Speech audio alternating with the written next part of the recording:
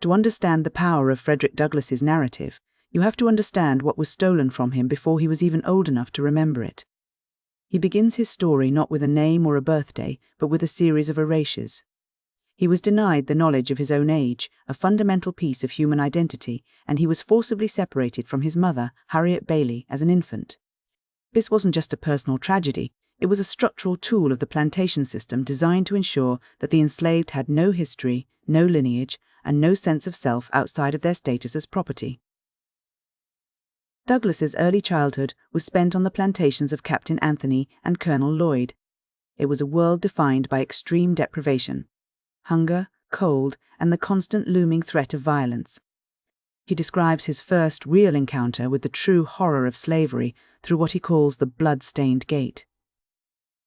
This was the brutal whipping of his Aunt Hester. For a young child, this wasn't just a moment of violence, it was the moment the veil was lifted, revealing the sheer, senseless cruelty that underpinned the entire social order. As he grew, Douglass observed the complex, terrifying hierarchies of the great house farm. He saw how the system functioned through fear and the constant surveillance of the overseer. He also makes a profound observation about the songs he heard the enslaved people singing. To white observers, these songs often sounded like expressions of contentment or religious fervor. But Douglass clarifies that they were actually profound expressions of sorrow. They were the sounds of people mourning their condition and pleading for deliverance, a way of processing a grief that was too heavy to hold in silence. The trajectory of his life changed fundamentally when he was sent to Baltimore to live with Hugh Auld. This move took him from the open, brutal landscape of the plantation to the more structured, urban environment of a city. His mistress, Sophia Auld, was initially a kind woman who treated him with a semblance of humanity. In fact, she began to teach him the alphabet, but this kindness was short-lived. When her husband discovered that she was educating a slave, he forbade it, arguing that literacy would make a slave unmanageable and unfit for service. This moment is perhaps the most critical turning point in the entire book. It was a revelation for Douglass. He realized that education was the direct, most dangerous pathway to freedom. Once he knew that knowledge was the key, he became determined to possess it. He spent the next several years teaching himself to read and write through clandestine, often dangerous means. He would trade bread to poor white children in exchange for lessons, and he would study the shipyard markings to understand the mechanics of the world around him. But this intellectual awakening came with a heavy price. Douglass describes it as a double-edged sword.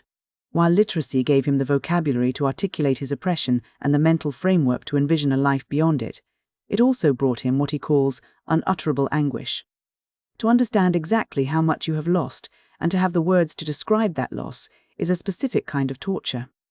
Literacy didn't just provide a way out, it intensified the pain of being trapped. As he grew older, the dehumanizing reality of the system became even more concrete. After the death of Captain Anthony, Douglass experienced the process of slave valuation. This is one of the most chilling parts of the narrative, where human beings are appraised, inspected, and traded alongside livestock.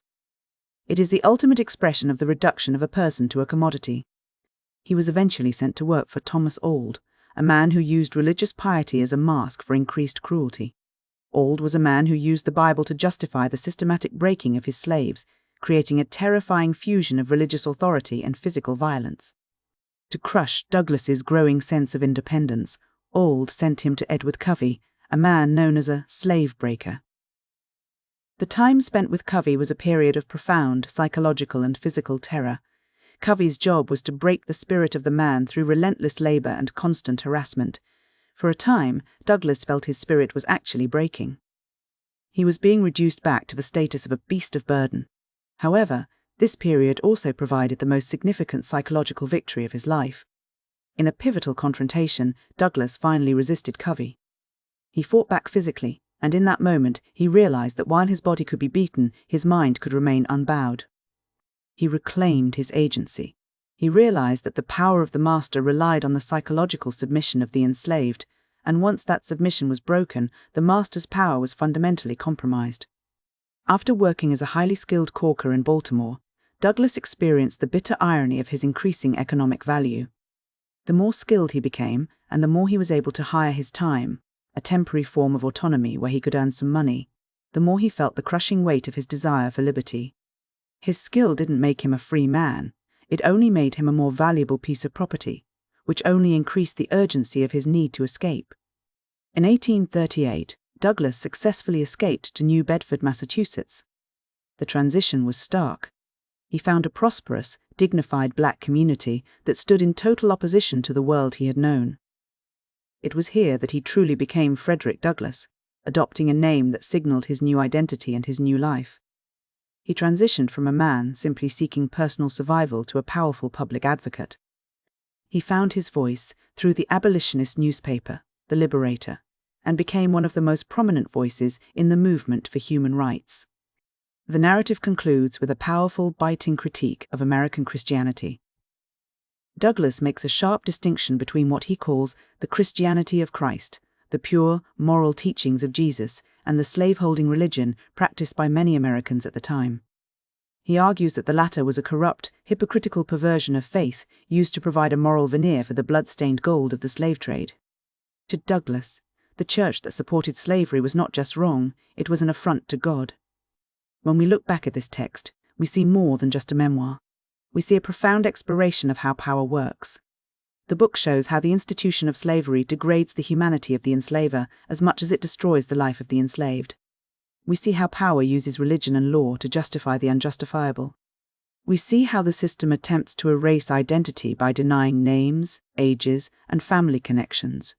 But most importantly, we see the resilience of the human intellect. Douglass's journey is a testament to the idea that even when everything is stripped away, your family, your name, your freedom, even your right to learn, the capacity for self-reclamation remains. His struggle for literacy was a struggle for his soul. By teaching himself to read, he wasn't just learning words, he was learning how to define himself in a world that was determined to define him as nothing more than a thing. The book is a reminder that knowledge is not just information, it is a tool of liberation that carries its own heavy burden.